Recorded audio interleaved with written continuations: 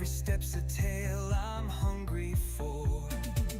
No crowded spots, I'm off the track. Finding Japan's heart, no looking back. Onsen steam or a temple's calm. Street food sizzle or a countryside song.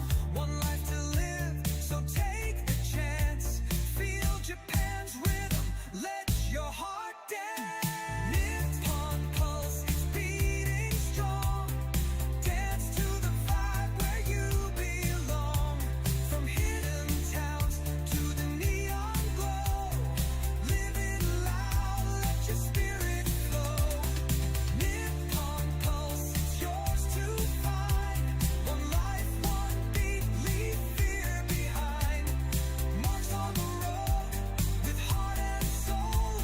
Experience Japan, make your story whole. I'm 51, but young at heart.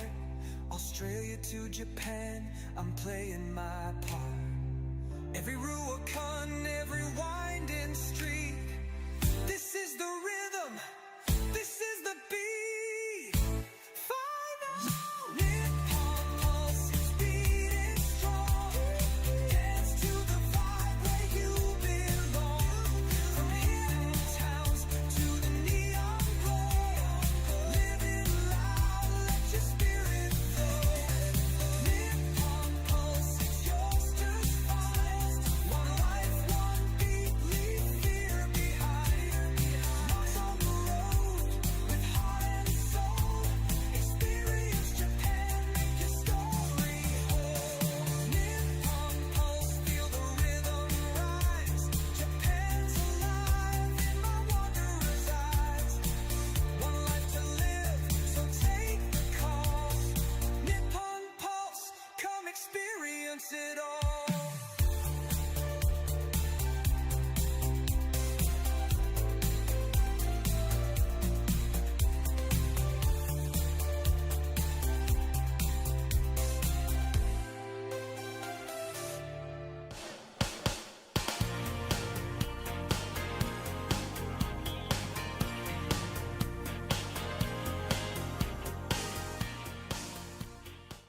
Good afternoon, everybody. Welcome to the Nippon Pulse YouTube channel. I thought, as we say hello to Mad Hatter, Super and Misha, I thought what we will do today is, a lot of you don't know who Victor is, so I thought I would introduce you to Victor before we go over to Korea.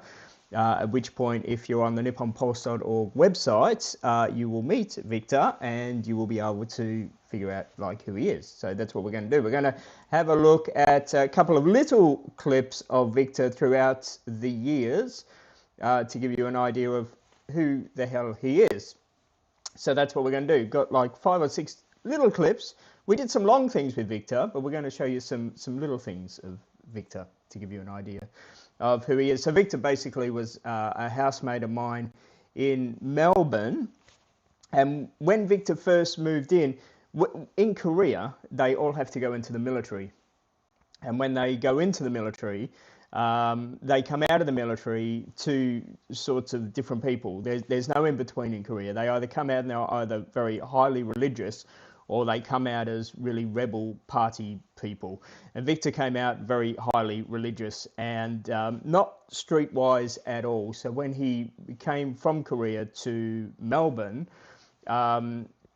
he didn't really know how to do anything or look after himself. So I got the housemate because I was about to go overseas.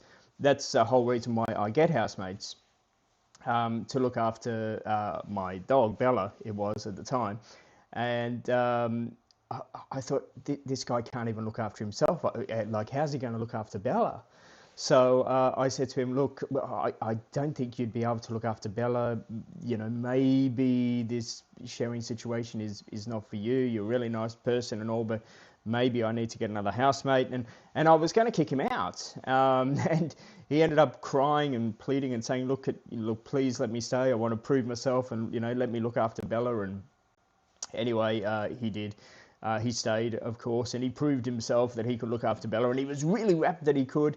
Anyway, we became super duper really cool friends, and we ended up going camping in Victoria and doing a lot of adventures, and we did some Christmas specials on YouTube in the past. So I don't think you can find them on the channel anymore, they're kind of gone, but we did like a trifle special and all, and everybody on YouTube at the time ended up really loving Victor. And then when he left, when he went back to Korea, everybody on the channel bought him like heaps of Christmas gifts and bits and pieces. So we had a great big like Christmas special where he unwrapped Christmas gifts that you all sent in, and it was a whole lot of fun. So of course, if you've been following what's been happening with me over the past couple of months with what was going on with me,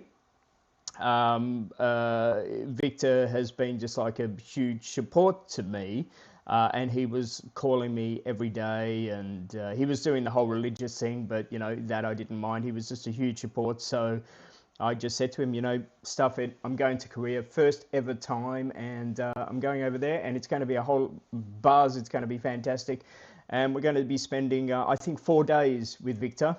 And he's going to be showing us around, and we're going to be doing a whole lot of stuff. It's going to be a whole lot of fun.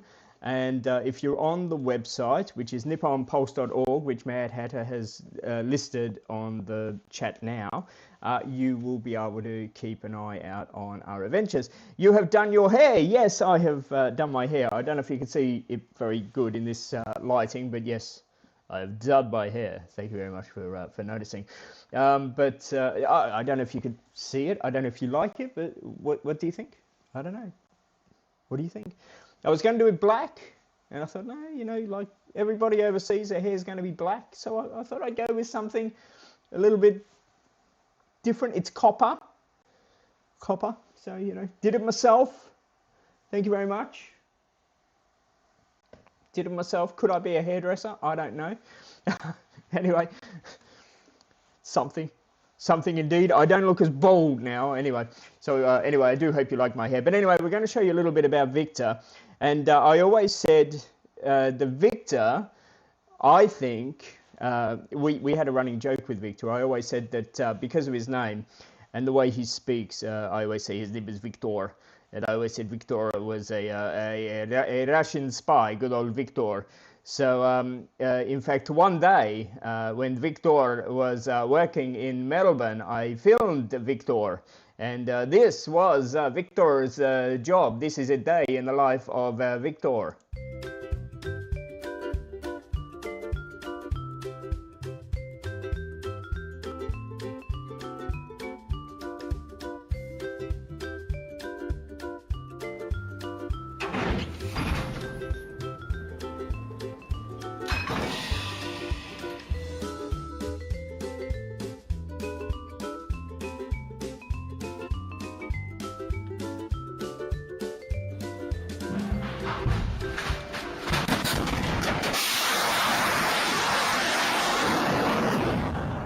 So that was Victor's job. When is the trip again? Super Pup says Tuesday, I leave. The trip starts on Tuesday. Between now and Tuesday, I've been trying to work my bum off. 1 step forward, 2 steps back. Don't think I'm going to hit budget, unfortunately, but I've been working as best I can. Oh my God, it's been 1 step forward, 2 steps back. But nevertheless, we will go. We'll be a bit behind budget, but we're going. What can we say? Anyway, that was Victor, the day in the life of Victor. Got a few little short clips to show you of Victor, of the fun we had with him throughout the time that he lived with me in Melbourne, trying to convince him to come to Perth, which is kind of hard because he is studying at the moment in Korea. And of course, when you study in Korea, he's kind of got no money. He's a huge AC/DC fan. And of course, AC/DC are coming to Australia. And I'm trying to convince him to come to Australia for AC/DC. He's making excuses, but I think he's making excuses because he can't afford to come to AC/DC. Unfortunately, I can't afford to shout him to AC/DC either. But yeah, I don't know. Hopefully one day he'll be able to come over to Australia. Did you get a lot of work? Did you get a lot of work? I'm trying to get a lot of work. It's 1 step forward, 2 steps back. So yeah, I don't know. It's kind of 1 step forward, 2 steps back. We're getting there. We're getting there. I don't think I'm going to hit budget. I think I'll be behind, but you know, what do you do? What do you do? Like the main things are done. Like the hotels are booked, the flights are booked, the insurance is paid for. You know, so you know, it's really just spending money in this and that and the other money. So you know, there'll be some big days in the trips that you know will require a bit of money, and then the other days I'm just going to have to plotter around a bit. It's just been a very expensive year, as you could appreciate, with everything that's been going on.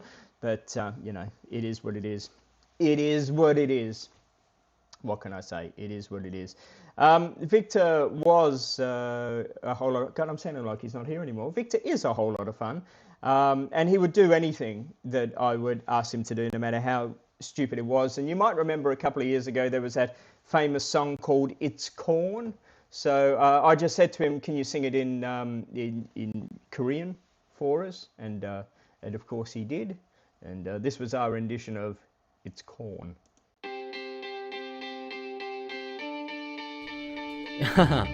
For me, I really like corn. 옥수수! 막대기와 강냉이, 과즙이 넘쳐. It's got the juice. 이보다 아름다울 순 없어. It's corn. A big lump enough has the juice. It's got the juice. I can't imagine a more beautiful thing. 옥수수! Man, you are a legend. Ladies and gentlemen, that was the Man of Corn. So if you'd like to see the Man of Corn live, and I think we're going to try do some karaoke. I hope we are going to do some karaoke, because I'm sure a lot of you have heard us do karaoke before.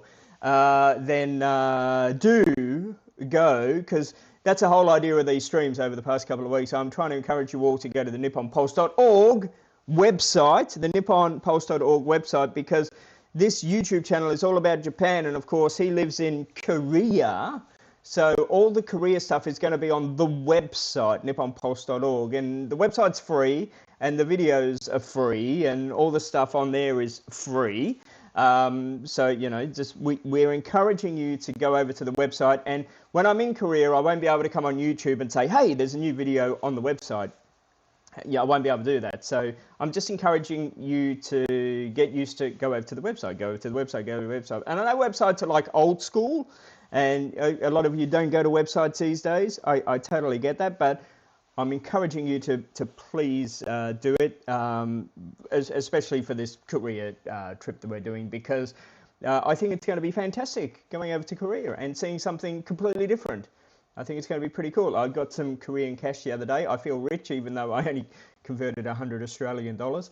And that's going to... I'm going to get the cash out of the ATM when I'm in Korea. But AI said just get enough to get yourself from the airport, you know, to your hotel, and, you know, just some basic money to start with. My SIM card arrived today from Korea as well. So I've got a SIM card to get me going as well while I'm there. I'm led to believe the food, and that's pretty cheap as well. And yeah, we're going. We're going. This is what's happening. You had to check the screen quickly. Why'd you have to check the? I was looking away and I heard Victor saying, "I really like corn." I've still got this tickle in my throat. Oh my! I just can't get rid of this tickle in my throat.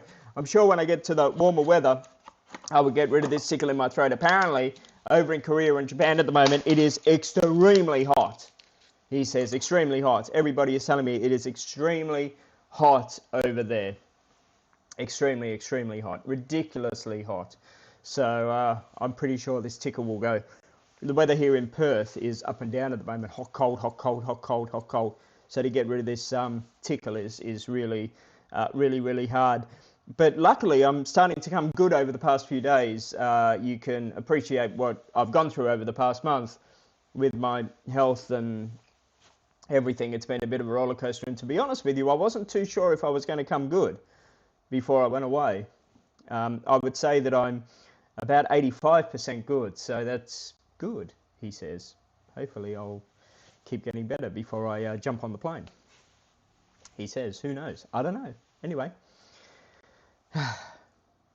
Bang bang chitty chitty bang bang, fine for friended friend. Bang bang chitty chitty bang bang, fine for friended friend. Chitty bang bang chitty chitty bang bang, fine for friended chitty chitty friend.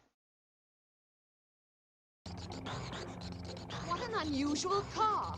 Daddy made it. Oh, and it actually goes? It's called Chitty Chitty Bang Bang. That's a curious name for a motor car. But that's the sound it makes. Listen. Chitty bang bang, chitty chitty bang bang. Chitty bang bang, chitty chitty bang bang. Chitty bang bang, chitty chitty bang bang. Chitty bang bang, chitty chitty bang bang. Chitty bang bang, chitty chitty bang bang. And the rest? And the rest.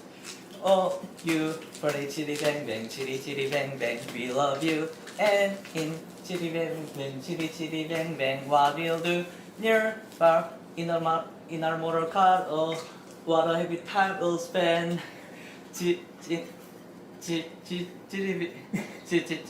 bang bang, our fire for fender car. Chitty bang bang. Our fight for motor car. No, our fight for fender car. Chitty chitty bang bang, our fight for fender friend. Bang bang chitty chitty bang bang, our fight for fender. Chitty chitty bang bang, chitty chitty bang bang, fight for fender, chitty chitty friend. And that's how you learn English, ladies and gentlemen. Weren't you sick as hell too when you went to, last time you went to Japan? Well, I've been sick for a long period of time, and yeah, I was sick last time I went to Japan as well, but what I didn't realise, all my sicknesses that were happening was caused through, well, the brain issues that I was having and the misdiagnosis from the doctor that I had before. So the doctor before was saying it was sinus, of course, and it wasn't. It was a brain aneurysm and all the other brain issues and stuff that was going on as well, which was basically killing me. So yes, I was sick as hell while I was in Japan, but I was also on the verge of being dead. So this time around, hopefully, I will be better, he says. Yeah, so I will. Well, I will. I'll be better. You could appreciate I'm after the operation this time, I was very run down, but also I've had to get used to a lot of the neurological medication that they've had me on, and I've had to slowly go onto the medication, 25 milligrams, 50, 75, 100 milligrams over the course of weeks and weeks and weeks and weeks. So every time I've upped the dose, I've got sick again, up the dose, got sick again, up the dose, got sick again, as my brain's reacted to the medication. So it's been one step forward, two steps back, but the neurosurgeon has told me that's what's going to happen. They've said that I'm going to absolutely hate them because I'm going to get as sick as hell with every new step of the medication that I go on. So yeah, it's been, pardon the language, a shit month, but I was told by the neurosurgeon it was going to be a shit month, and it was. But how I feel, even like now, still with this tickle in the throat and some symptoms still going on, I feel a billion times better than what I have over the past 2 years, 3 years, 5 years, 10 years. So if I feel like I am now when I'm in Japan, I'll feel better than what I ever have. If I have the flu when I'm in Japan, if I feel even 10% sick to what I ever felt like when I was in Japan, I'll feel a lot better. Like nobody will ever know how sick I felt every time I was in Japan. Even when, like, I met up with Mad Hatter, I was so in pain. When I met up with Russell or Jason or anybody in Japan, I was so in pain. People will not understand that 24 hours a day, 7 days a week, I was in excruciating pain, like ridiculous pain. And that pain's gone now. That pain is completely gone. So even though I might get the flu and I might get a sore throat or a runny nose or whatever, the pain up here is gone. which is wonderful. You know, this was the pain that was causing the problem. It's completely gone, so it's completely different. Victor seems lovely. Victor, I only ever saw Victor in a bad mood on one day, the whole time he lived with me, and he had a killer of a headache. And it was only one day, and he was snappy on this one day. We went out for lunch to this, I've forgotten what it's called. It's a place where you get like the rice and the meat and you mix it in the bowl yourself. And he was snappy that day, and that was the only time I've ever seen him snappy. Generally speaking, I've never seen him in a bad mood. He's really lovely. But apparently it's stinking hot in Japan. Last time I was there, of course, in the summer it was stinking hot. Have you been to Japan in the summer, Mad Hatter? It's going to kill you. It's going to kill you, Mad Hatter. The summer in Japan is brutal, even though the temperature doesn't seem hot compared to Australia, because that was the thing, and that's exactly right, Super Pups, because when I went in the summer last year, all my Japanese friends were going, oh, the summer's going to kill you in Japan. I'm going, oh, nick off. It's only like 28 degrees or whatever in Japan. Like, are you kidding? I've come from Perth. It's going to be like 40 degrees. And they said, no, it's going to kill you. It will kill you. Like, it's brutal. Absolutely brutal, I tell you. But, yeah, it's brutal. It's really, really awful. It's awful, but you know, what do you do?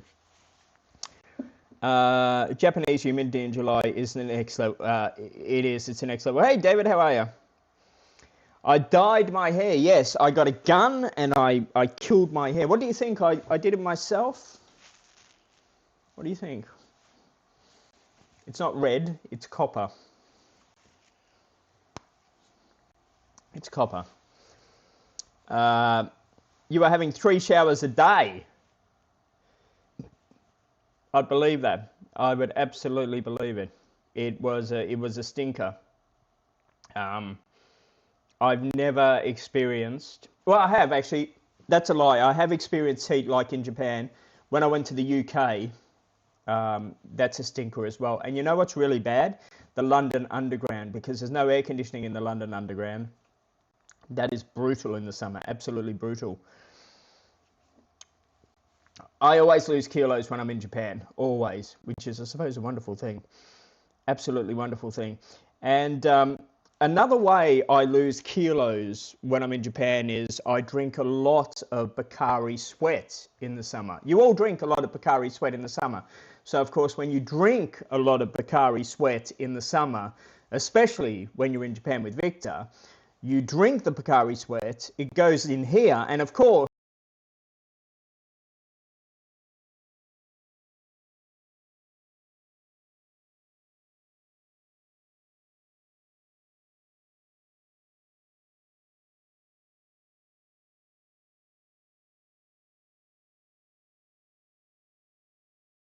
that's another little video of Victor and myself. And in case you're wondering, just in case you're wondering, ladies and gentlemen, just in case you're wondering, we were not in the public toilet.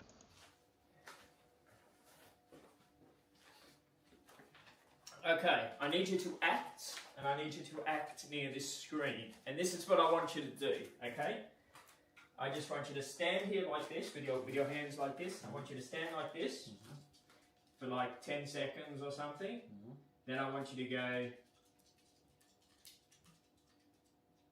ooh. Okay, and then I want you to hold that pose. Ooh. So, 10 seconds, turn, nod. Ooh. Okay. Just like I saw something big. Yes, exactly. That's what I need. Okay. Go for it.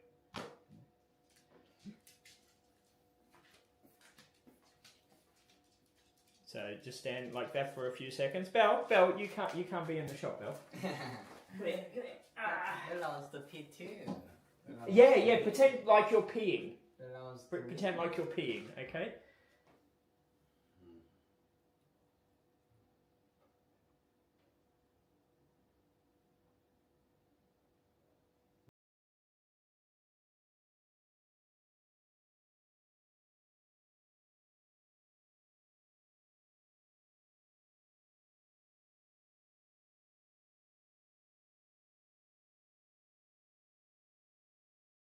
justifying that little video there. So we're just showing little videos of Victor at the moment because a lot of you may not know who the hell Victor is, and he was a huge support when I was in hospital. Massive support, and I'm really excited to be going to Korea to catch up with him. It's the only reason why I'm going to Korea, and of course I've never been to Korea before. I dare say a lot of you have never been to Korea before, and looking forward to showing you Korea. And you can check it out on the website, NipponPulse.org, because it won't be on the YouTube channel. It'll only be on the website. The website's free. The videos are free. It's all over there. It's going to be on the website, so please bookmark the website, do whatever. I won't be coming on the YouTube and saying to you, oh, there's a new video on the website. I won't be doing that. You're just going to have to go to the website and keep checking over there on when there will be a new video. It'll be in the tab that says Stronger. You need to look at that. And Victor and I will be doing a lot of things. We will be. I know we will be doing a lot of things. In fact, I've been telling Victor some things as well, and he's been going, oh, I never knew we could do that in Busan. And it's like, yes, Victor, we can. So there we go. You know, when you live in a city, you don't know half the stuff that's there, but it should be pretty good.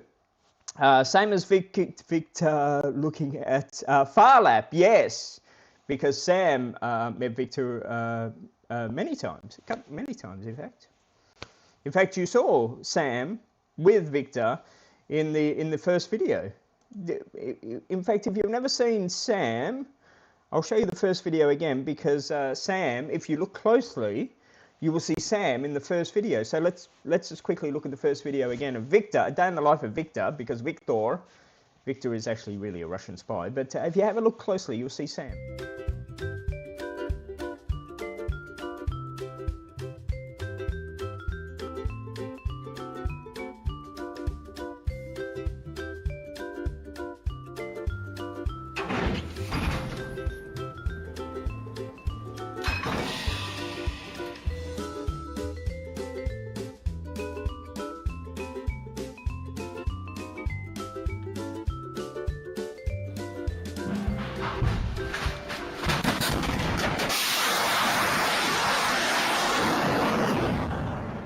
Did you all see Sam? I saw Sam. Sam was there. I saw Sam. Yes. Yes, there we go. Sam is Victor's right-hand man, he says. So there we go. So I know we're doing, a few things. We're doing the beach, because the beach is magnificent in Busan. Well, these are the things I know I'm doing anyway, for a start. I know I'm doing the observation tower in Seoul. I know I'm doing the DMZ. I know I'm doing that. I know I'm meeting somebody that escaped from North Korea. I know I'm doing a red bridge or something that goes from South Korea to North Korea.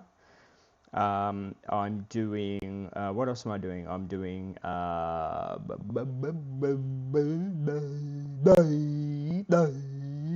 doing the beach in Busan, because the beach looks magnificent, and the beach is called something to do with the car. Is it Hyundai Beach or Ford Beach? I don't know.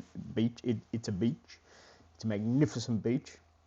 I'm doing the Blue Line, which is like a tram plus also a cable car gondola thing. And then I'm doing the Old Town, which has the Old Town, and I'm doing something else, and I'm doing something else, and I'm doing something else, and I'm going to church with Victor, and I'm doing something else and something else. So if you want to see it all, you've just got to be part of the website. That's what you got to do. That's a funny video. No international incidents at the DMC. No. Hopefully not. No, hopefully not. Yeah. I promised Victor when I was in hospital, for some strange, stupid reason, because I'm not religious, where he's very religious, I promised him that I would read a chapter in the Bible called Luke. And I tried for him to read it, and it's as boring. No offense, it's as boring as batshit. It really is. So I haven't got around to reading it past a couple of pages. And I tried the audiobook, boring as batshit. I tried the movie, boring as batshit. So I'm going to try on the plane. Right, I'm going to try it on the plane. And just on the off chance that I can't read it, learn it, whatever, because he might quiz me about it, I thought this is where the DMZ could come in useful to me, that I go to the DMZ prior to meeting Victor, because if I don't read the chapter of Luke before I meet Victor, I might need to run over the DMZ and have them shoot me or something. It might be a better outcome for me to do that than see Victor and not have read the chapter of Luke. I don't know, but I don't know. Like, I don't know if any of you people are religious, but like, it's really painful. This chapter of Luke thing is really painful. It's really painful. If somebody can summarize it in like one sentence, it would be greatly appreciated. I even asked like AI if they could just like break it down. AI is like, nah, it's as boring as batshit. So bad. Oh my God. But anyway, I promised him I would, and I have a several-hour plane flight or something, and of course I can't get off the plane. I'm forced. You know, I can't sleep on the plane. I've never been able to sleep on the plane. I'm going to force myself to chapter Luke on the plane. That's what I'm forcing myself. This is my plane flight. Chapter Luke. And if not, I'm going to see Kim Jong-un. That's my plan. That's my plan, people. That's my plan. Your uncle works at the DMZ, really? They also got nice cakes in Korea. Well, I will be souvenir shopping North Korean souvenirs, because, believe it or not, North Korea actually has a souvenir shop for the tour I'm going on, where you're allowed to souvenir shop in North Korea. So go figure. So yeah. So I will be buying like North Korean money and that. And do you know you're not allowed to fold North Korean money? Of course, I'm not in North Korea, so nothing will happen. But if you're in North Korea, you're not allowed to fold the money, because you're not allowed to fold Kim Jong-un's face. Because if you do, it's a naughty naughty. Got to see you later, David. Thank you for popping in. He says, but I'm going to buy some North Korean souvenirs. So that'll be interesting. And yeah, I don't know. I'd like to actually have a proper holiday in North Korea sometime. They've opened up a beach resort in North Korea. So, you know, sometime I'd maybe like to visit. I've got no thoughts about North Korea, or I don't care. I wouldn't mind visiting it. What I do have thoughts on, though, is eating dog food. And I don't know if you know, but in Korea, they do eat dogs. I don't know if you know this. They do eat dogs in Korea. Did you know this? They eat dogs in Korea. And Victor has tried dog before. He assures me after meeting Bella that he will never eat dog again, which is good. They are outlawing dog eating in Korea in the next 5 years. So in the next 5 years, they will outlaw eating dog. However, you know, what I find even more strange is not only has Victor tried eating dog before, but he also has eaten dog food before. And if you think I am exaggerating about this, ladies and gentlemen, then this is the evidence I present to the court.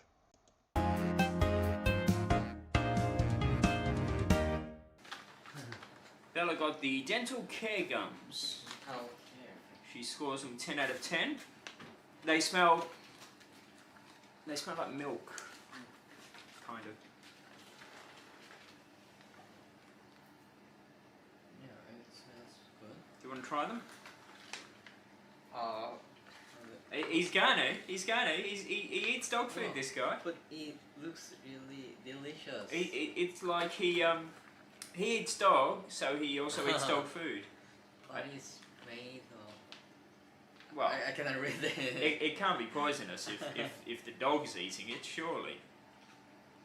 Oh, he's going to. Oh man, go on. And if you want to. Oh, listen to the crunch.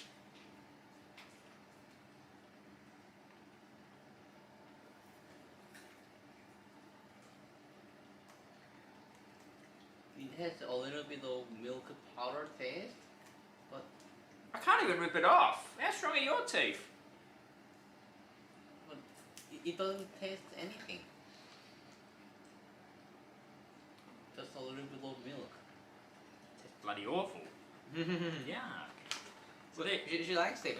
Bella likes it, so for the out of 10, Bella scores it a 10, Victor scores it a 1. a 1, I score it a definite negative 10. It's freaking awful. It tastes nothing. Oh, it does. It tastes, A little bit of milk. I don't know, it's like you're chewing on bark. Interesting, so there you go. Wow, we've gone to the extreme, we've taste tested dog food now. Yeah. There you go, we've done it all. Nothing more to do.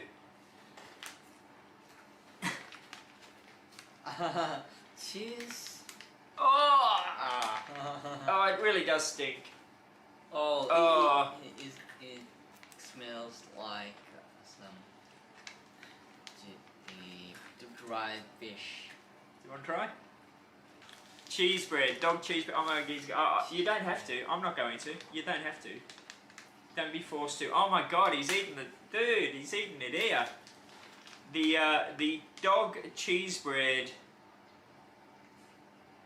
Awesome Foods. Nice. Yeah, it's good. Is it good? But I don't want to swallow it. No, I tell you, I wouldn't want to swallow it either. Yeah, it tastes like the dry Dried fish jerk. fish jerky. Fish jerky. Tastes like fish jerky. Wow, he's going to spit it out. See, that could have gone to a starving country. Man, how could you eat that? Is there anything you won't eat? Anything? Yeah. Like What would you not eat? Me? Yeah. I don't. What would you not try?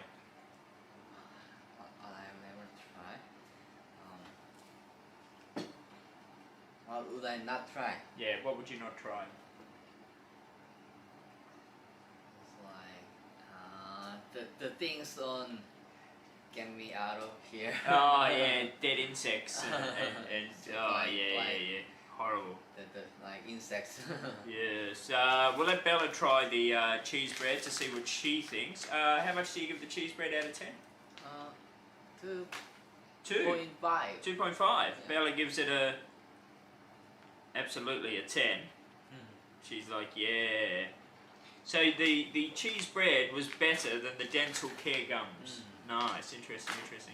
There you go. That was the most unusual food review from Victor, the man that will eat anything. If you have anything you want Victor to put in his mouth, do let us know, and he will put it in his mouth. That sounds really disgusting. Anyway, that was it. Traveling around, taking center stage. Having the time of my life and lying. We don't hear the song.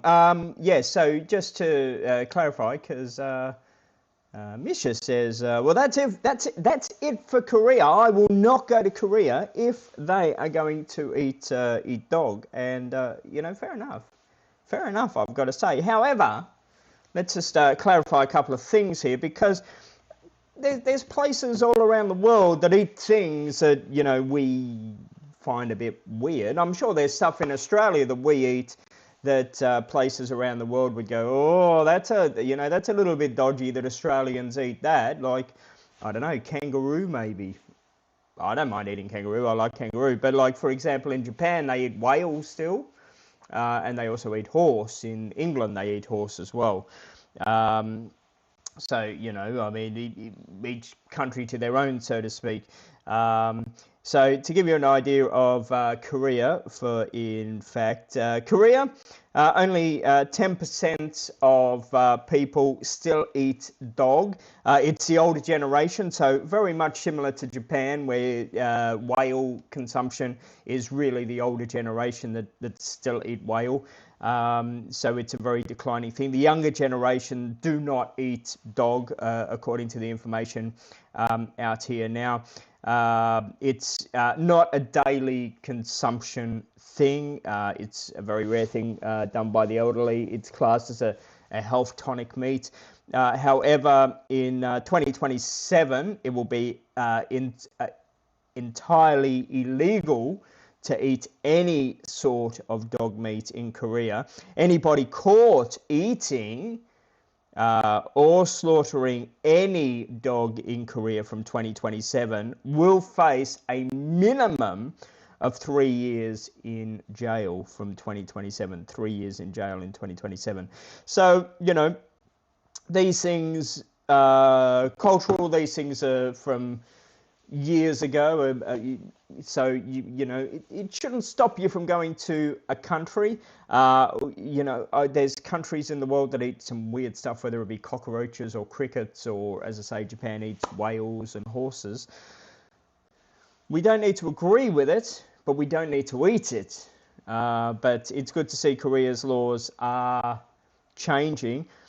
You've also got to sort of think as well, and again, I don't agree with it because I love dogs with a passion, so there is no way I would ever eat a dog, but you've sort of got to think as well that Korea, especially older Korea, or a lot of these Asian countries, older Asian countries, these were very poor places at one stage, and especially war-torn countries at some stage as well. And sometimes you got to do what you do. You got to make do with what you can do to survive, I suppose.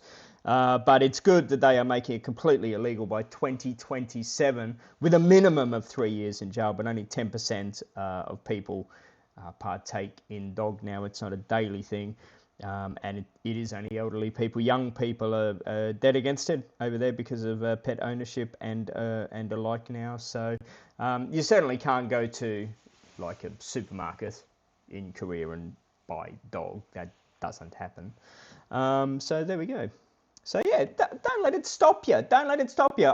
It doesn't stop me from going to Japan because they sell horse. It doesn't stop me from going to Japan because they sell whale. You know what I mean? But I would not go to an establishment that sells whale, as an example. You know what I'm saying? And another good example is, Misha, one of the worst places in the world for treatment of dogs is actually Japan. Japan is the worst place in the world for humane rights for dogs and puppy farms. Japan is rotten for puppy farms and how they treat dogs.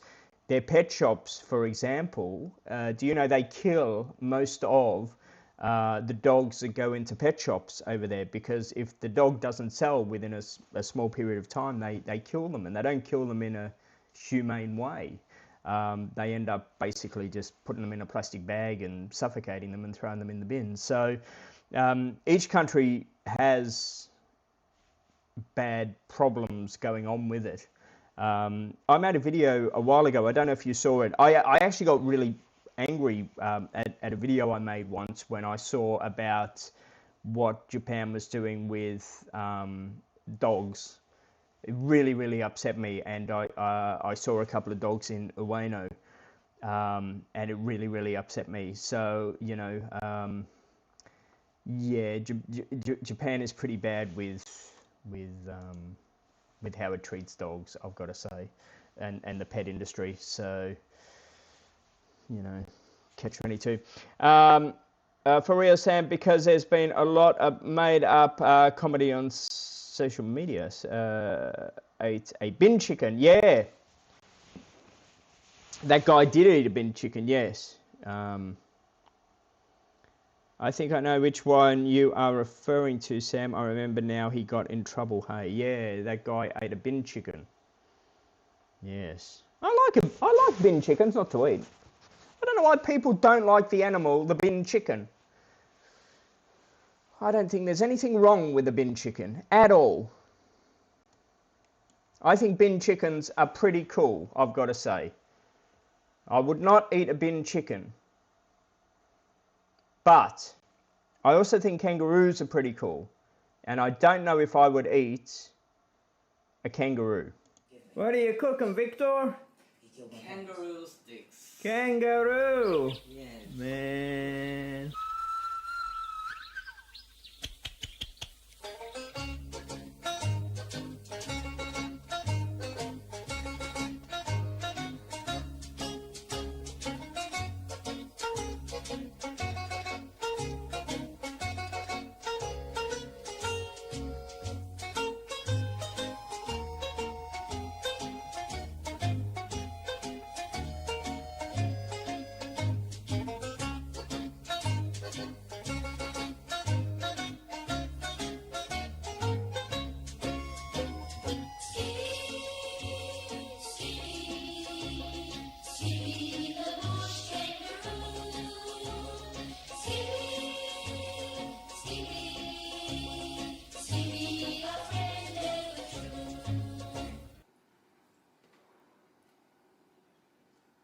It's red.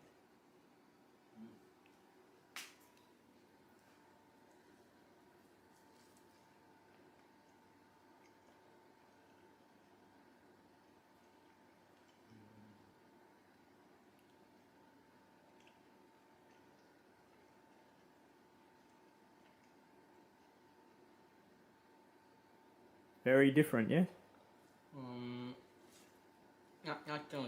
It's familiar.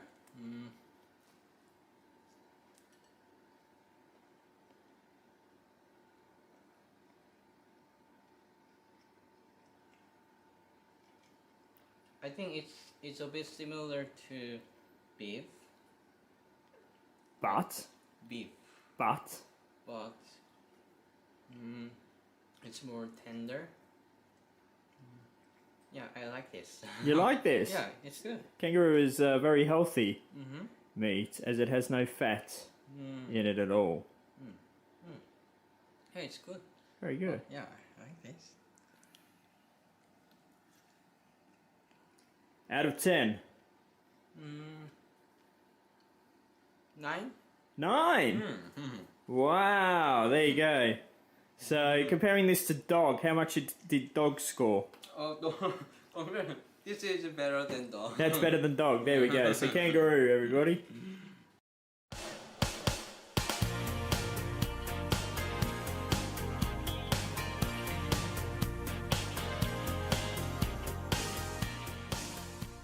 So there you go. If you want to see more of Victor and him eating things, isn't it funny? We started talking about things and then boom, kangaroo. Then do check out NipponPulse.org, ladies and gentlemen. Yeah, I like the bin chicken. I think it's a pretty cool animal. I don't know. I don't know why people bag out on the bin chicken, ladies and gentlemen. I only got one more video to show you of Victor in this stream, so let's just chat for the moment. If there's anything you want to see.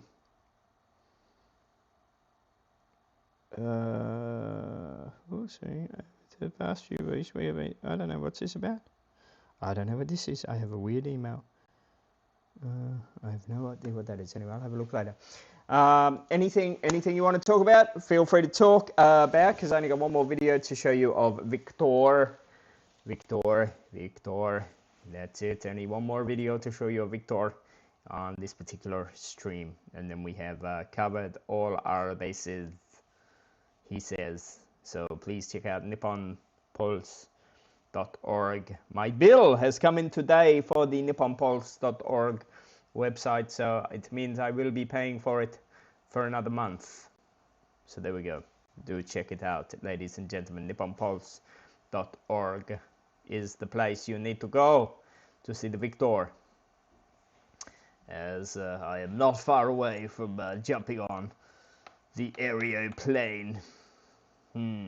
And yes, the Air India plane thing. We gave you some information the other day, which was released in the media about the pilot seat. Apparently that was wrong information. Interesting. So yeah, apparently some false reports came out. The pilot seat had nothing to do with it. Interesting. So it seems some switches were turned off that shouldn't have been turned off. But anyway, apparently the report will be coming out on Friday, ladies and gentlemen, about the Air India plane. It seems that some switches were turned off. Anyway, anyone going to talk? If you're not going to talk, I'm not going to talk either. I will show you the last video and I will leave. So any comment? I don't even know how many people are watching. It doesn't tell me. It does not tell me. There might be nobody. I don't know. Could be nobody at all. I could be here by myself. Maybe I've scared you all off talking about dogs.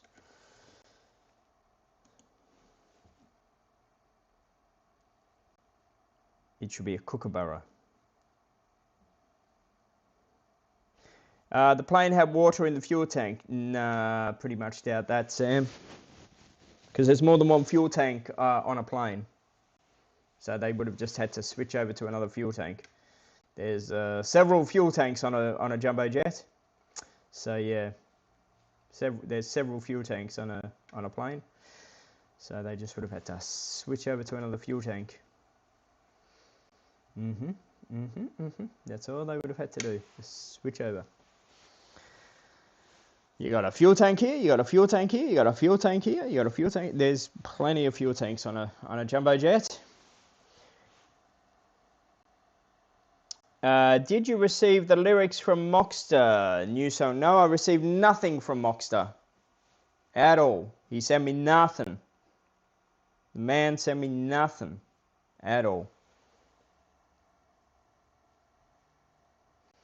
It can cause, it can lead to engine failure. Yes, it can. The latest report, which is not confirmed yet, the latest report is that the engine fuel switches were turned off.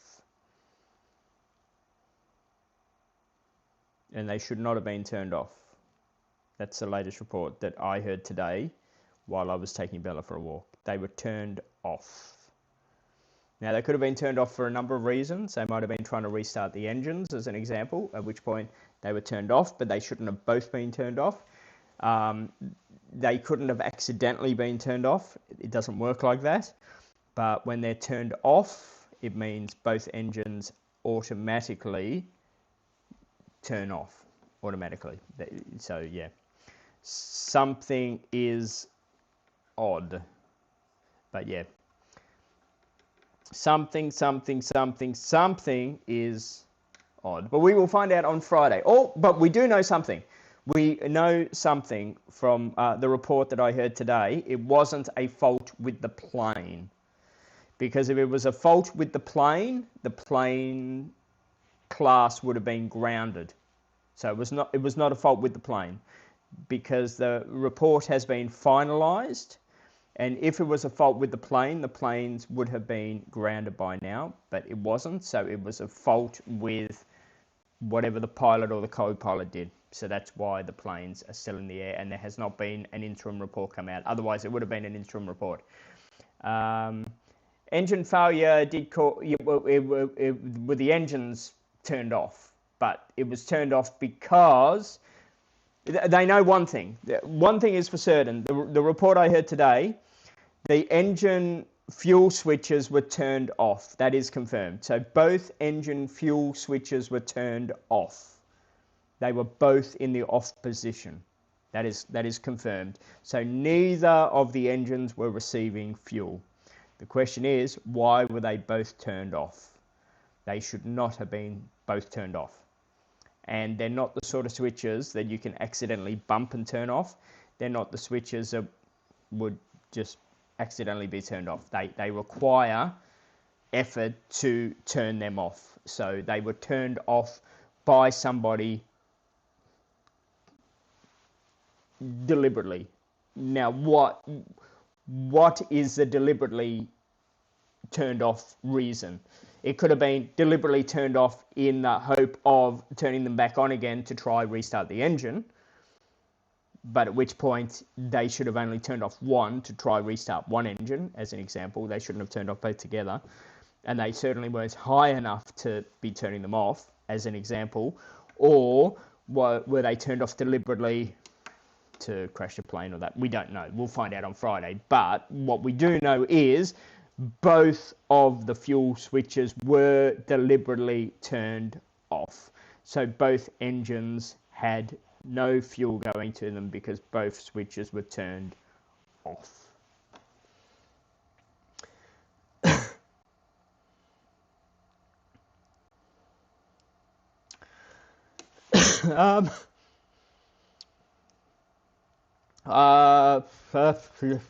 Which ferry is better? Yeah. Yeah.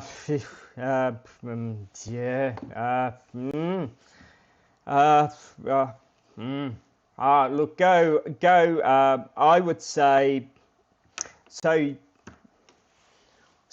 Yeah. Look, I'm going on a long shot here. Go Osaka to Fukuoka because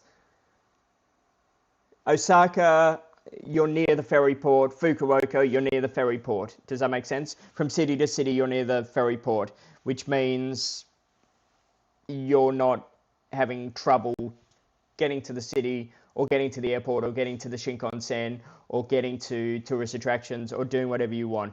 So I would go Osaka to Fukuoka, personally. In fact, that is the reason why I chose Fukuoka as the ferry port from Busan. And then if I was going to catch another ferry, which I was considering catching another ferry from Fukuoka to Osaka myself, that is the reason why I picked Fukuoka as a ferry port. Because some of the ferry ports are a bit of a dog's breakfast to get to and from. So, yeah, personally, I would pick, with the choices you've given me, I would pick Osaka to Fukuoka just simply because of the locations of the ports compared to the city and or transport. So pilot error. Well, they're thinking pilot error or pilot deliberate, or again, it may not even be pilot error. It might be procedural problem. So, for example, if engines flare out, both engines should not have flared out for a start. It should not have happened. Both engines flaring out, they then get the book. You might have seen it in air crash investigation. They get the book and they have to go through the procedures and they have to flick the pages and go through the steps. So the steps might have been shit, basically. But the thing is, they shouldn't have gone through the steps until the plane was, and I heard it today on the thing I was listening to, until the plane was 400 feet in the air. And quite simply, the plane wasn't 400 feet in the air. They do know a couple of other things as well. The plane lost power. So the gear was in the process of going up. A lot of people were saying, why didn't the gear go up? Why didn't the pilots lift the gear up? It actually was in the process of going up and it lost hydraulics and power because you could see the gear actually tilted, which means it was in the process of going up when the plane lost power. So it had an electrical fault happen. And the electrical fault happens when the engines stop. Why do the engines stop? When the switches are turned off. So the switches are turned off, which stops the electricity. So yeah, anyway, we'll find out on Friday anyway. MH17, we remember MH17, of course we do. And yeah, there's nothing stopping a rogue pilot or co-pilot. I mean, if a co-pilot flicks the switches and you're not far off the ground, it doesn't give the pilot very long to try and figure out what the hell's going on. I'm not saying that, you know, it was a terror attack or, you know, a suicide mission by a pilot or a co-pilot. We won't know till Friday. By Friday, we'll know the answer because that's when they're releasing it. But we do know it wasn't a plain error. We know that much from what I heard today, because if it was a plain error, they would have released a preliminary report, which would have then put out a warning to all the airlines about that particular class of plane. And because they haven't done that, then it is a procedural problem or a pilot problem or a co-pilot problem. So it was something caused by the crew. And not saying the crew did a suicide mission, but the crew or the procedure from the airline has done something that has caused the plane to crash. It is like turning off the car while driving. Yeah, the only thing is when you switch off both of the switches, they were saying it's an instantaneous thing. So it's not a slow thing, it's an instantaneous thing. And of course, they weren't very high up in the air. So what they were saying was you're not supposed to turn off both at the same time. You're only supposed to turn off one and then try restart one engine at a time. But apparently both were switched off. So, but anyway, we'll find out on Friday anyway. But it is, I know it's sad to say because, you know, all the people apart from one lost their life, but it's also good to say in some ways as well that it's not a fault of the aircraft, because as we know, there's been a lot of fault of aircrafts with Boeing over the past few years. So, you know, I like the Dreamliner and I trust a Dreamliner, and the last thing we want is, you know, a Dreamliner fault. So it looks like that it wasn't a Dreamliner fault. It looks like it was a fault of, well, we don't know, procedural or whatever. So, you know, it could have been, and I'm only guessing here, it could have been like they might have lost a engine, which is not uncommon. A plane is designed to fly on one engine. So, you know, that's not dangerous or not uncommon. So maybe when they took off, they did lose an engine, and maybe they switched off the other engine by mistake. You know, instead of switching off one engine, they've switched off the two or that. You don't know. And quite simply, they weren't high enough off the ground, and you're talking seconds, you know, so we'll find out on Friday. But what we do know is if it was a plane fault, there would have been a preliminary report would have come out, which would have warned the airlines of, you know, a preliminary fault, and there wasn't a report come out, which means something happened in the cockpit with the pilots and the co-pilots and whatever happened in there. So we'll see what happens. But of course, you know, Air India as well, their maintenance, let's face it, is not great. Would you fly Air India? I don't think I would. You know, you've seen inside their planes, they've got broken seats, they've got, you know, electrical faults within their equipment. You know, they're not a well-maintained airline company. So, you know, there can be a lot of stuff going on with them. The Dreamliner is not a new plane, so, you know, it does have to be maintained. Who knows? Who knows? You know, if your time's up, your time's up. You just don't know. You really don't know. You just got to put your trust in the. You just got to put your trust that it's, you know, it's not your time. That's all you can do. That's all you can do. That's all you can do. I guess. But anyway, it is sad that you know, these people were lost. But what do you do? We'll find out on Friday, he says. 2 years ago, believe it or not, 2 years ago, Victor went back to Korea. And I never thought I would go to Korea. I never thought I would see Victor in Korea. To be honest with you, I never thought I would see Victor again, because I knew he'd go back there and working and you know, his life. I don't think he ever planned to leave Korea again, because he came out of Korea to learn about transport and disability and that outside of Korea, and then yeah, literally just do his working life in Korea. That was his plan. So I didn't think I'd ever see him again. I knew we'd stay in contact, but I didn't think we'd ever see him again. But while he was in Australia, for the very short period of time he was there, I didn't realise he had such an impact on the people he met.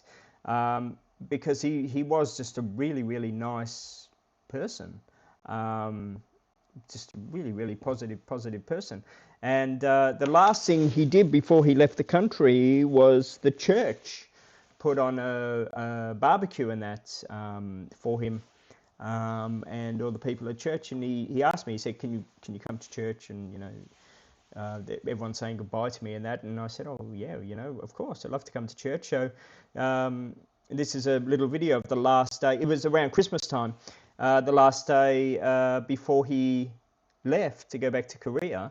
And just everybody at his church just absolutely loved him, and they bought him gifts, and we had a little sausage, and yeah, it was a fun old day. It was a windy old day, because Melbourne's windy and all, but it was that particular day that I really understood or appreciated what impact that Victor had on people, because, you know, as I say, like, Victor and I went camping and we did stuff and that, but, you know, Victor would get up during the day and he would go out and do things in the community and that, but, you know, I didn't follow Victor around. I went out and worked and did my thing, and he went out and did things in the community and this, and it wasn't until I went to church I realised you know, how much Victor was loved by people and how much he'd be missed. So this was the last day before he flew out. He flew out the next day back to Korea. So this was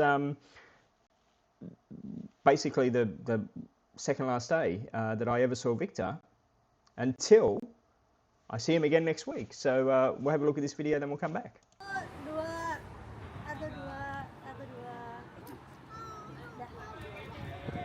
Woohoo!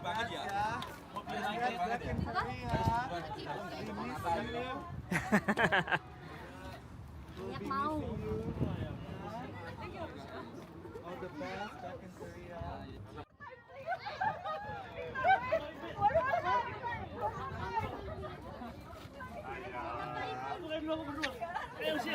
Aduh, udah dipelas aja. Ayo, Sil.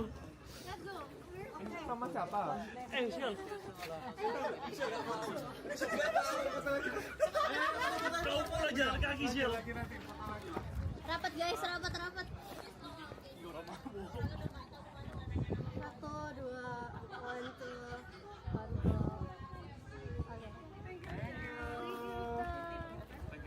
Oke. Ayo, Sil. Nice.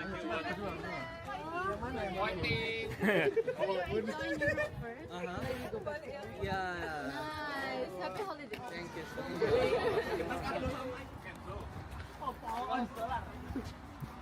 All right. Oh, now we're talking. Look at this.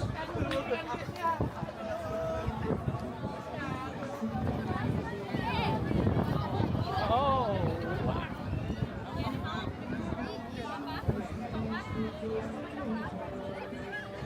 We got everything going on here, Victor. Oh my God, it's like a celebrity here, everybody. Everybody is saying goodbye to the Victor. You got some gifts here. You got this wonderful shirt. What else you got? You got no idea. You haven't opened them yet. Indonesian traditional clothes. Indonesian traditional clothes. Nice. Don't turn up. I need a sausage. I'm so hungry. Let's do this, everybody.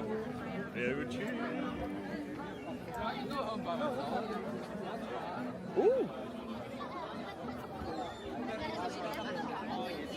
Okay, where's the sausage? Victor!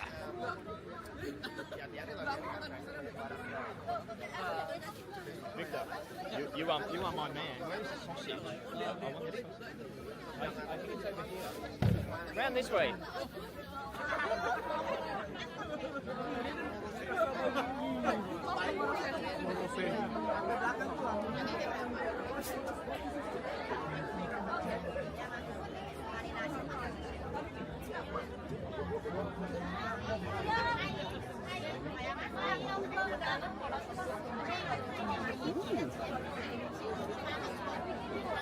Oh.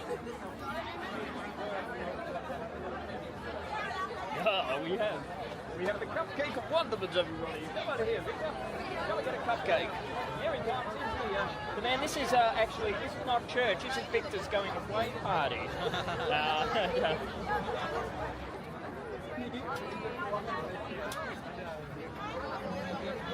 Right.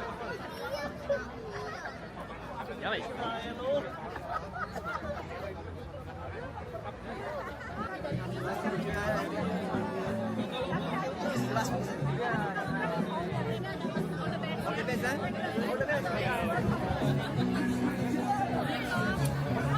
It is time for a little bit of a barbecue going on down here.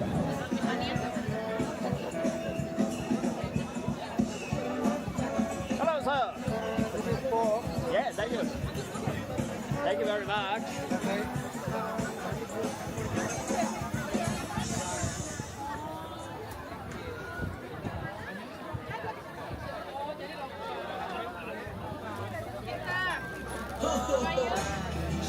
Can you please squirt some tomato sauce on for me?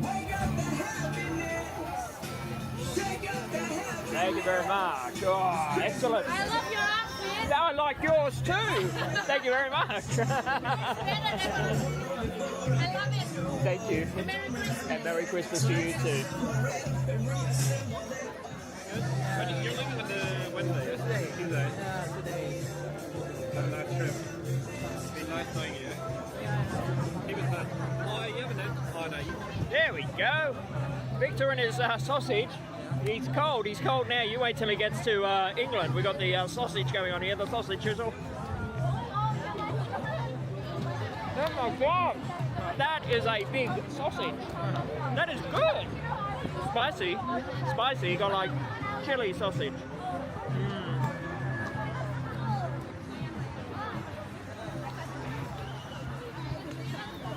Final food score of his Australian trip. Victor, what do you score the sausage? 11. More than the trifle. You bastard.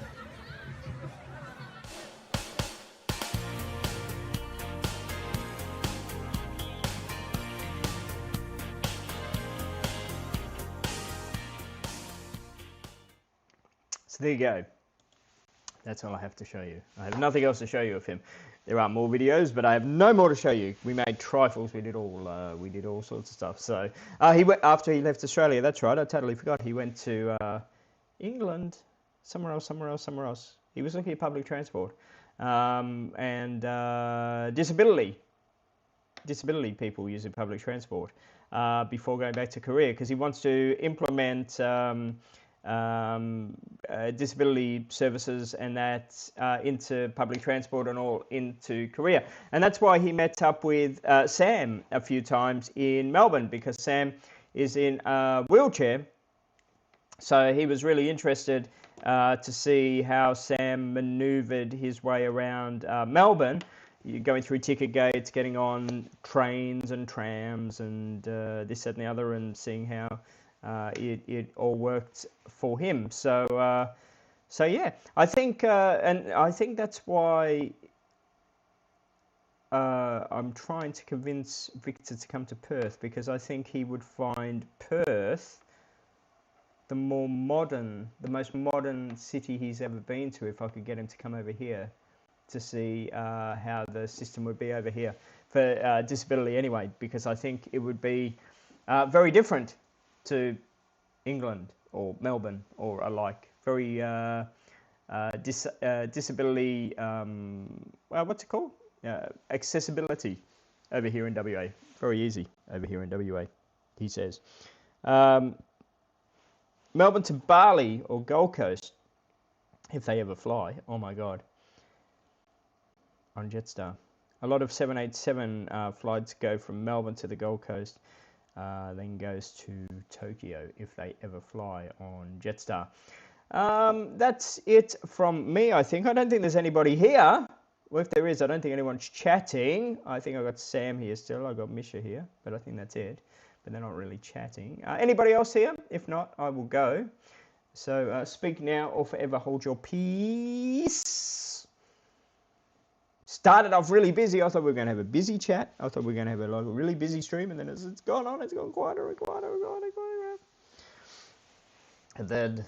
And then that will be it from me now. I will have no more live streams on the YouTube until I go away. Now it'll all be just on the website now. Oh, Mad Hatter's still here. It'll all just be on the website now because Super's still here.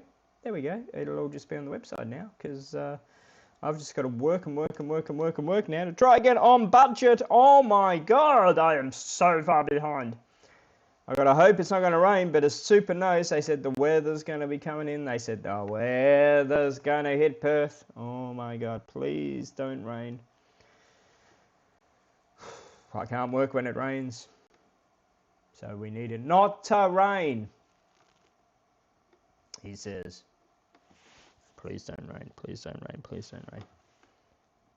We hope it won't rain. Any packing tips? Yes, don't pack. He says. You only carry a backpack with you, like Mad Hatter and I do. Don't take anything with you.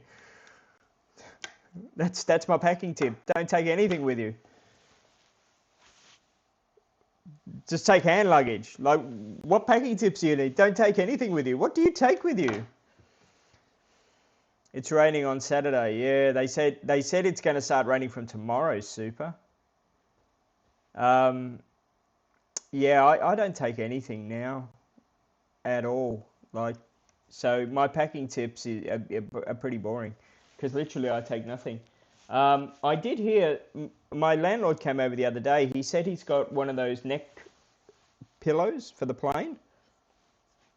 He said he doesn't have the actual pillow in the case, and he puts like his underwear and socks in the neck pillow to save on luggage weight, and he wears that at the airport. So yeah, put your shirts or something in your neck pillow. No wheels. Well, that case has got wheels on it. I'm not taking the backpack this time. I've got the little wheelie case thing, but like, yeah, I'm only taking that because it's got souvenirs. It's got gifts in for Victor and my friend in Tokyo. But generally speaking, I'm taking 5 very light, unironable t-shirts. You know those sport shirts that you get that you don't need to iron? I'm taking like 5 shirts. I'm taking underwear and socks that I throw away that I got from Temu or AliExpress or whatever. And 2 pairs of jeans. 1 pair of jeans that I'm wearing and 1 pair of jeans that's spare, and that's it. That's all I take. I take nothing else. Yeah, so on the neck pillow, take that. If I am going to go overweight, and because it's summer where I'm going, my other tip will be, and because it's going to be like cold on plane, I've got like a really old jacket. All of us have like a really old shitty jacket that we don't need anymore. Or, you know, go to the frigging car boot sale or something, buy a jacket for like $2 or $5. Buy the most shittiest jacket you can find and fill it. Like, I've got this really old ski jacket that's got like 50 million pockets in it, and I'm going to put like all my heavy stuff, my cameras and battery packs and that in the heavy jacket just to get on the plane. And then when I arrive in Korea, I'm going to throw my jacket away because the jacket cost me nothing. And then I'm just going to put all my stuff in the suitcase. It's literally just to get on the plane. Do you know what I mean? It's weight distribution. I always weight distribution everything on me just to get on the plane. And then I put it in my luggage. So basically, whatever should be in my suitcase is always on me. And then when I'm on the plane, it goes in my suitcase. That's what I do. Your friend just got back from Peru. Paddington. Interesting. You know Paddington. What other tips do you have? If you've got no boobs, get some big double D bras. You could get some big double D bras and like stick your socks and knickers in your bras so you got some big boobs. You could do that. You could carry, and you can hop on the plane with some big boobs, but really your underwear and socks, you could do that. Or you could get a body stocking thing, like a leotard. You could get a leotard and you could give yourself a baby bump with t-shirts and everything. Oh, I'm pregnant. Oh, I'm pregnant. That could save you. You could do that. That could work. There's ways of doing things. There's ways of doing things. I had to do that with Peach, because Peach, if you're 200 grams, if you're 100 grams over, oh my God, they will say you're 100 grams over. They're a bitch with your luggage, I tell you. So I had to take out like even 100 grams, and I had to like shove things everywhere, I tell you. Yeah, like shove things everywhere. Can you show us? I don't have a leotard, but I'm just saying, like, you do what you got to do, right? You literally do what you got to do. If you've got to, like I've met pretty much all of you in the chat, apart from Super, but the rest of you I've met, and you're all pretty like me. You're all pretty small people. Like, you're not carrying the kilos, yeah? So add kilos to yourself. Just while you're hopping on the plane, add kilos to yourself. Or not even till you're hopping on the plane. Literally just check in, because that's all you're doing. You're just doing the wait for check-in. That's it. Once you've done the whole check-in process and got your ticket, they never check you again. As long as when you're going on the plane, that you make it look like your suitcase is not heavy, you know, so when you're wheeling it on there, you're sort of going, oh, you know, it's not heavy. As long as you do that and pretend it's not heavy, they're not going to check you. So add weight to you. The other thing I did, see you, Sam. The other thing I did, if you're going to be, like if you're flying out, if you're doing shopping in, and I did this on my last trip, in fact, if you're doing shopping in Japan and you're flying out like early morning from Japan, or Australia, for example, like Mad Hatter, for example, because Mad Hatter lives on an island and is going to fly out from the mainland, gets to the mainland like the night before. If you're near the airport or stay at the airport, like when I flew out of, where did I fly out of? I think I flew out of Narita last time or something. I can't remember where I flew out of. But anyway, I stayed at the hotel near the airport, right? And I did it through hotel.com, you know, the app, hotel.com. So it cost me nothing because I used my points. I got to stay at the hotel for free. I got there the night before because my flight was at 7 o'clock the next morning or something, right? So I rocked up at the hotel at like 10 o'clock at night or something, right? For free. Got to stay at the hotel for free at the airport, the proper hotel. I unpacked all my suitcase to get it the carry-on weight of whatever it was, 7 kilos. I left everything in my hotel room on the bed. I literally walked over to the check-in counter, which was like 5 minutes away. They weighed my luggage. They gave me my boarding pass. Once I had my boarding pass and they put the sticker in that on my bag, I walked back to my hotel room, which I hadn't checked out of yet. I put everything in my suitcase because I'd already tagged it and given me my boarding pass. I put everything in my suitcase and walked back to the airport, bang straight on the plane with 20-something kilos in my luggage. So that's another tip you can do as well. And I think a lot of us do this now. I think a lot of us do stay at the airport or near the airport the night before we fly out now. If you don't, it's logical too, because a lot of us do fly out early morning from the airport. So why be at, as an example, if you're flying out from Narita or Haneda or wherever you're flying out from, why rush and get up really early from Ueno or Shinjuku or wherever you're staying, and then try and piss fart around to catch the first train and buses and all this sort of crap? Why do that? Why not leave Tokyo, wherever you're staying, at like 10 o'clock at night, 11 o'clock at night, head on out to the airport, stay at a hotel, and literally do what I do. Like, it literally. And you save on luggage. You do. And again, I use hotels.com, which is the app. And for every 10 nights that you book, you get one night for free, and it's a real night for free. So it's not a gimmick, it's a real night for free. And most of us stay in Japan for 2 weeks, 3 weeks, whatever. So when you consider that you're staying in Japan for 2 weeks and that, you automatically get a free night's accommodation. So you get to stay the night before you fly out anyway, at the hotel at the airport anyway for free. So you might as well do that. Do you know what I mean?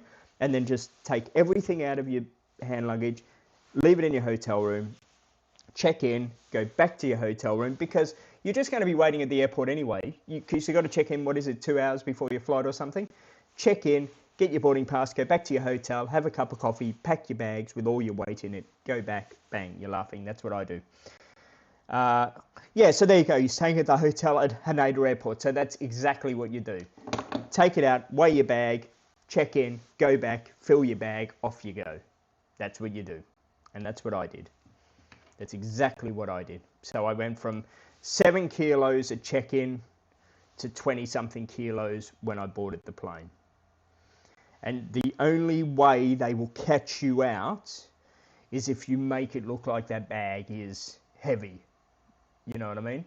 So don't make it look like it's heavy when you're wheeling it through the, you know, when you give your boarding pass or whatever, or putting it in the hand luggage. Don't make it look like it's heavy. Just wheel it. Yeah, the wheels are pretty easy. Do you know what I'm saying?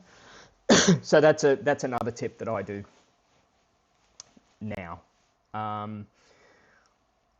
Perth Airport's pretty good now as well, where I fly out of, because now they have the public transport from here. They now have a train to the airport here. But the good thing about the airport here is Perth Airport is basically in the city of Perth, which I know a lot of airports aren't. A lot of airports are a long way out.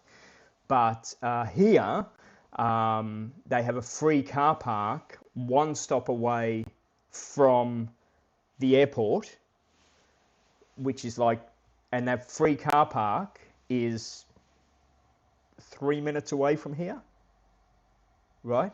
And then it's one stop away from the airport. The airport train is normal public transport fare, so it's like only $1 something. So as an example, I can drive from here to the airport, which from here to the car park, which is like 3 minutes away. I can park my car. I can catch a train to the airport, which takes a minute, cost me $1. I can check in, come back, fill my bag up in the car, then go back to the airport. I can do that. Perth Airport is only a hotel, yeah. So you just got to think smart, and you got to think logical. You know what I mean? Like there are ways around it. There are ways around it. You just got to think logical. I've seen many people get done at check-in from the wait thing. Think logical. Make sure everything is spot on at check-in, and speak to the person. That's the other thing as well. Speak to the person that's checking you in, because most people don't. They go up with their passport, they look nervous and this, that, and the other. I always speak to the person on the other side of the thing, right? So I've always checked my weight on my bag. It's ready to go.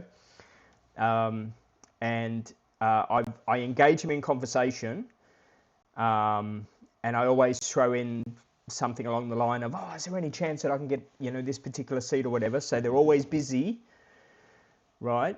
That they're always busy and they're always laughing and whatever, and they engage in the conversation and they're always happy. That, you know, there's my boarding pass, there's the thing, have a good flight, see you later. You know what I mean? Where they're not concentrating on looking at me or looking at something else or worried about anything else, you know what I mean? Whereas when you look at the other counters, you always see the checkout person, they're always, you know, looking over and, you know, concentrate. Doesn't happen with me. I always go up to them and I always go, hello, how are you? Having a good evening? You know, oh my God, it's so busy, you know. Engage.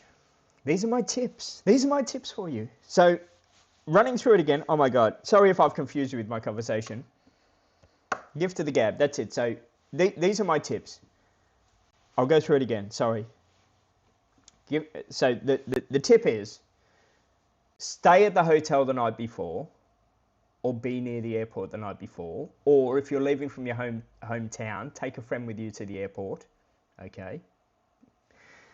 Because then your friend can look after a few things, out of sight, out of mind type thing. Make sure your luggage is the correct weight before you go up to the counter. Any like heavy stuff, get an old jacket from the thrift shop or, you know, the car boot sale or something that you were going to throw out. Wear, just whatever you were going to throw out, wear, like something, and throw it out at your destination. And because pockets are wonderful things, you can put so many things in your pockets, right? Heavy stuff in your pockets is wonderful. Like, look, I put like 10 kilos in my, just stick it in your pockets, okay? Do it, whatever, okay? Got a neck pillow. Take out the pillow out of the neck pillow and stick in things in your neck pillow, whatever, if you want to do that. If you're at a hotel, at the airport, leave the stuff on your bed. All the heavy stuff, leave it on your bed, okay? Weigh your bag, take your bag to the airport, check in your empty bag. Then go back to your hotel once you've checked in, you got the tag on your bag and you got your boarding pass. Fill your bag up, okay? Talk, engage the person at the counter while they're checking you in. Keep talking to them. Hi, how you going? Have a good day? Oh my God, almost the weekend. Doing anything special for the weekend? Oh, excellent. Look, any chance I can have a window seat? You know. Talk to them. Yeah, talk to them. That's what you do. Wonderful. Okay. Once you talk to them, smile. Have a good day. Bye. See you later. Fill your bags. When you board the plane and when you show them the Didi code, you know, when they're boarding now, final call, blah, blah, and they're doot, doot, doot, doot, doot. Don't be dragging your bag as if it's freaking heavy. Don't do that. Make it look like your bag is light. Usually I pull my bag with just like a couple of fingers to make it look like it's so light. I give it a little spin or whatever, you know. So to go, oh, it's so light. It's wonderful. I get on the plane and it's like, oh, it's so light. Up there it goes, even though it's breaking me back. Don't make it look like it's, oh my God, can you help me get it up there? Don't do it. And if you don't bring attention to it, because somebody else, the point is somebody else on the plane will be bringing attention to themselves that their luggage is heavy. Don't bring attention to yourself. And as long as you do that, you'll be able to get double the weight of your luggage on a plane without paying for it. You'll be able to do a lot of wonderful things. And use something like hotels.com. When you book your hotel rooms, because you'll be paying no more when you use hotels.com, like an app with hotels.com, and you'll be able to get, as I say, the 10th night for free, which will then pay for, because hotels at the airports are really expensive. So with hotels.com, you'll be getting your 10th night for free, which we pay for your hotel at the airport. So you'll be getting it for free anyway. Mary Poppins stands, yeah, just basically don't stand out in the crowd. You don't want to stand out in the crowd, right? You want to make it look like you are the world's best passenger to them. If you don't stand out to them, they're not going to pull you aside. They're not going to give two rats about you. Because there will always be, and you've seen them, there's always a passenger on the plane that always, and you see them, they're always trying to board the plane and they've got the bag and they've got the suitcase and the shopping bag and then this bag and then this bag. They've always got bundles and bundles of stuff that they try to take on the plane. You've seen them. They're always there, right? Always there. Always. You always get them. Now, they're the ones being focused on, not you. And you want to keep it that way. So as long as you do check-in smoothly and as long as everything is underweight and everything is whatever, they're not even going to give a rat's about you. Whereas if you go to the gate, if you go to check in and your suitcase is over to start with, they're going to be putting notes and that on your file, and you're going to ping to start with. Don't ping to start with, right? Be underweight when you go up there, and they're going to go, yeah, they're underweight. Don't worry about them when they go up and get their barcode scanned and all that sort of stuff. Leave it on your hotel bed. That's what I do. As I say, my last flight, I took my suitcase up, and I had 7 kilo. It was supposed to be 7 kilos of hand luggage. When I checked in, I think I checked in at 4.9 kilos, and then I went back to my hotel and I put in like 23 something kilos of luggage into my hand luggage, and then I put another, I don't know, 10 kilos into my jacket. So I had a lot of luggage with me, and that's what you do. And as I say, like, everybody's got a jacket they want to throw away, or go to a car boot sale and buy a jacket for, like, even if you pay like $10 for a jacket, $5, $10 for a jacket, it's still cheaper to buy a jacket with multiple hiding places than what it is to spend $70, $80, $90, $100 on luggage. You know what I mean? There's ways around it if you're clever. Of course, this won't work if you're 150 kilos. This is only for us petite people. And again, I know all the people in the chat here. I've met you all. I've seen you all. And you can expand a bit. You know what I'm saying? You can add things to you. But like Mad Hatter always travels like Mad Hatter travels, like with a backpack. Mad Hatter travels with a jacket. Throw some stuff in the jacket. Yeah. All my heavy stuff will be in a jacket or my jean pack. If you're not that daring, if you go on Amazon, you can actually get hidden. They're called hidden bags. They're called hidden travel bags, and they literally fit to the side of you. They don't hold much. That's why I think a jacket's much better, because the jacket can bulk out a little bit more.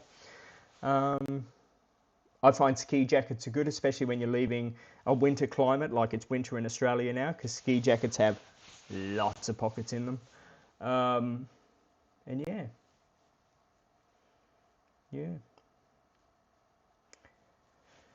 Then my tips.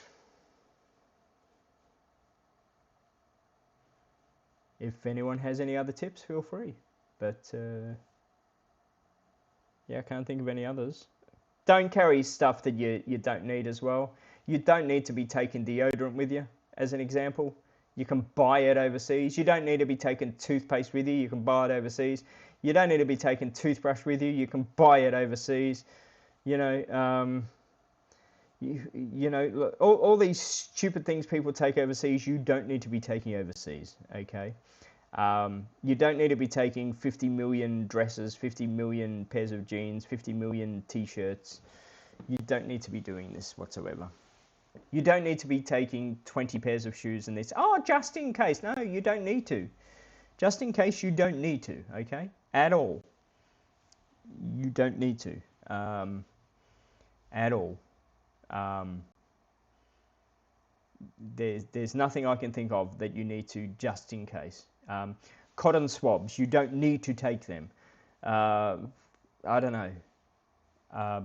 What else do women take? Women take a lot of shit that you don't need to take. A lot of bathroomy stuff you don't need.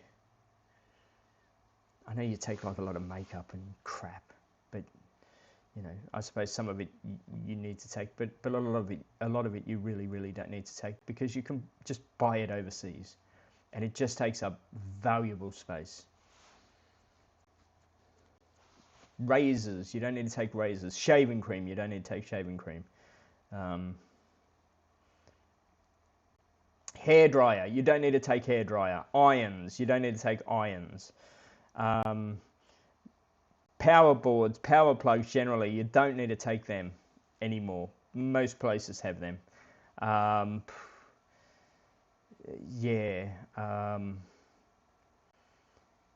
There's so many things you really don't need. Like in the old days, I suppose in the 80s, I suppose you might have needed to take them, but you don't need to take these things now at all. There's no reason to take them at all.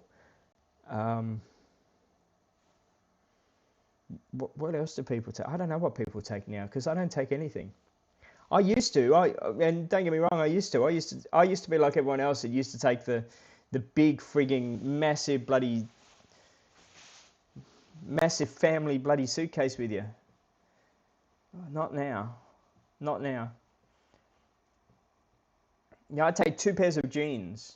That's it. Because I wear one and there's one just in case. Or when I'm wearing one, the other one's being washed. You know, if I need to, type thing. Deodorants to bring only for Japan. Yeah, because deodorant is hard to buy in Japan. That's a fair call. But, you know, just a little roll-on thing or something. Yeah. Yeah, deodorant's pretty hard to find in Japan.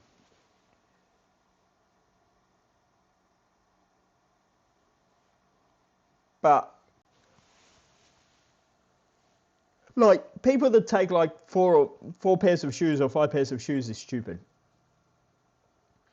Or, you know, we'll take a jacket just, we're wearing a jacket, but we'll take another jacket just in case. And we'll take a jumper and another jumper just in case. And we'll take a dinner dress just in case we go out to dinner. And we'll take this dress in case we do this. And we'll take this one just in case. And this one just in case. And this one just in case. No. No.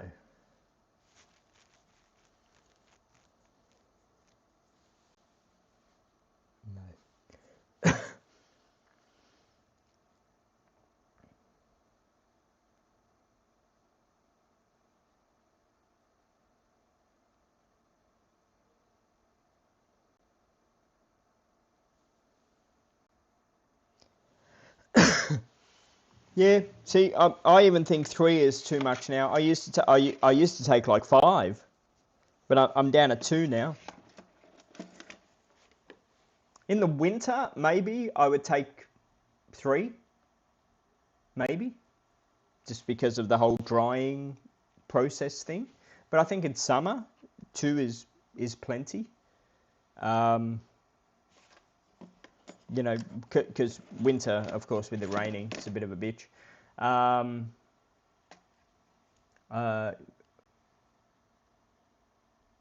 am still talking. Did you want me? Yeah, I'm still talking. Of course, I'm still talking, Sam. Yeah, I'm even looking in my drawer. There is so much stuff I just don't take now. Yeah.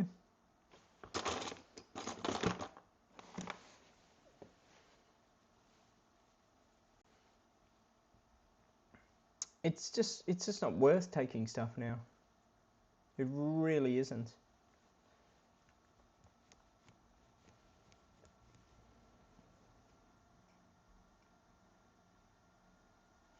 One shoe you're wearing and one in the bag. Yeah. I only take 1 shoe now. I used to take 2, but now I only take 1. And if that dies, I'll just go to like Don Quixote or something, buy another pair.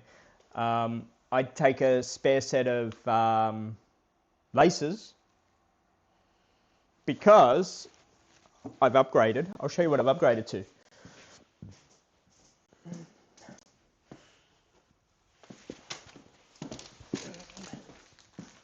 So I'm taking the shoelaces because my shoes I have upgraded thanks to Temu to these things which are elastic. So I've taken the laces just in case, but now you put these where your laces were, which means I don't need to tie my laces anymore. My shoes are now just slip-on shoes. Slip-on shoes. Yeah. I'll take the laces just in case because, of course, I haven't tried them before. So that's all I take now, just 1 pair of shoes.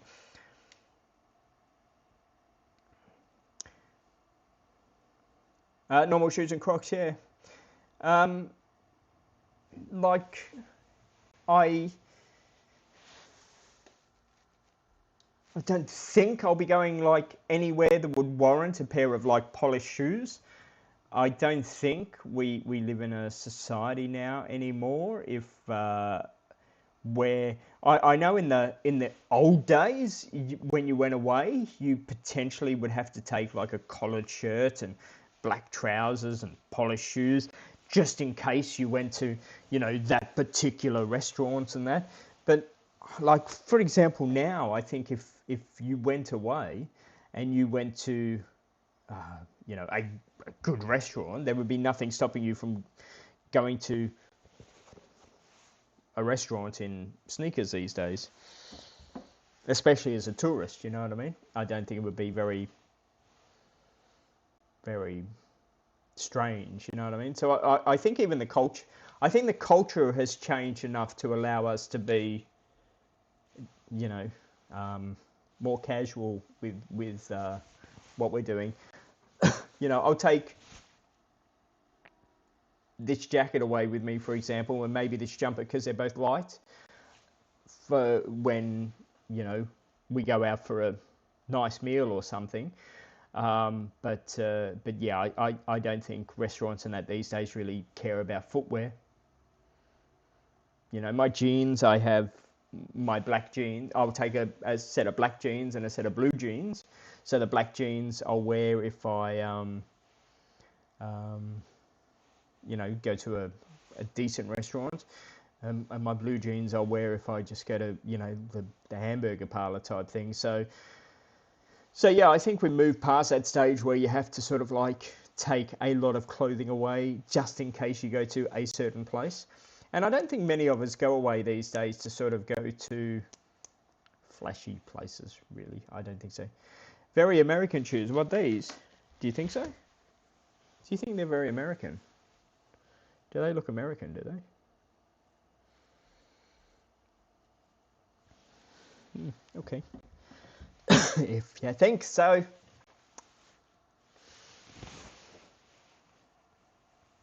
Yo, yo. So, yeah. So, I don't know. It could just be because I'm getting old as well. I just like everything light and easy, and I just don't like carting stuff around these days. If I was going to more places than what I'm going to, see, I'm only going to a couple of cities on this trip. If I was going to a lot of cities, I'd even travel with less. But as I'm pretty much saying with, well, as I say, like, I am traveling with less. That suitcase is pretty much full of souvenirs and gifts that I'm taking over for Victor and my other friend. So, you know, really, there's nothing in that suitcase at all. 5 shirts, which really I could get away with 4 shirts. But yeah, there's bugger all in there. Like a rapper. I don't know if a rapper would wear red shoes, would they? Maybe they would. Really, they would. Yeah, that suitcase is pretty empty. Like a rapper. Yo, yo.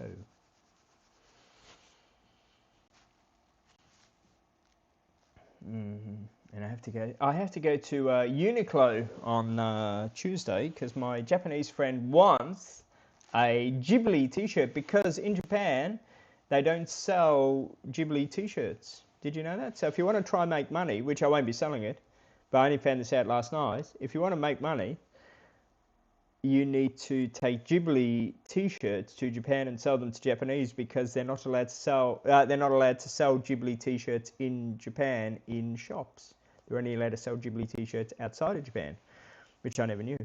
So hopefully the shirt he wants is only released on Monday, so hopefully it'll be in stock. Hopefully. So yeah, hopefully. Ghibli, he says. But yeah, I don't know. Hopefully it won't rain for the next few days, because I need to get on budget very badly. Oh my god, I am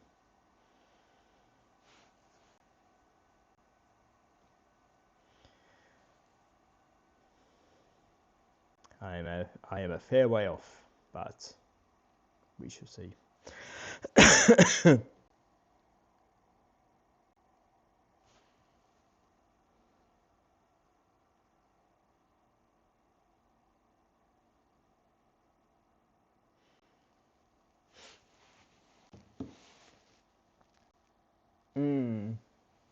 Anyway, I can't think of anything else to tell you people. Anything else you want to say before I go?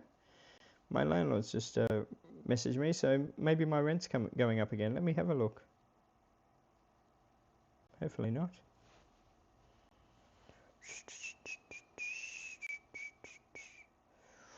Oh my god.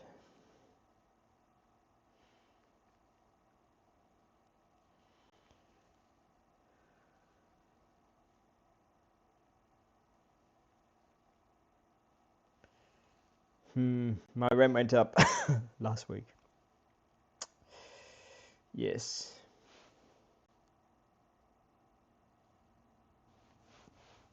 Crazy.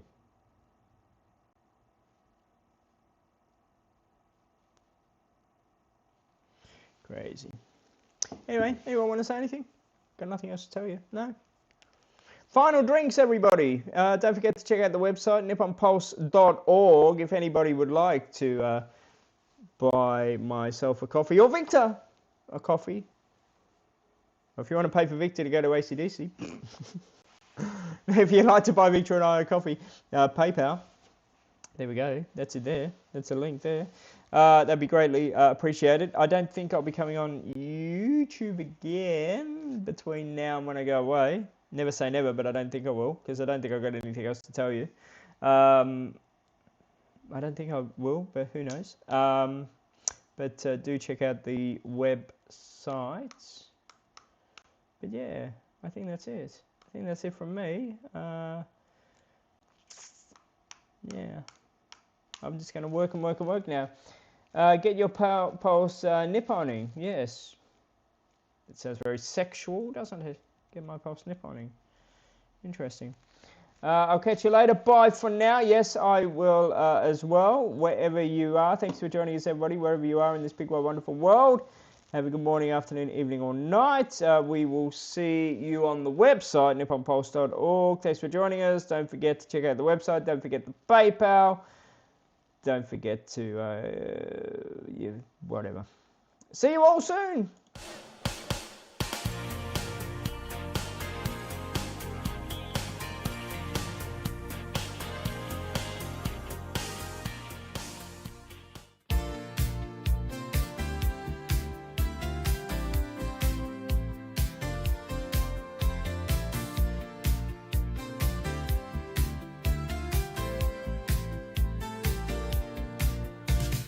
Feel the beat, the heart of Japan.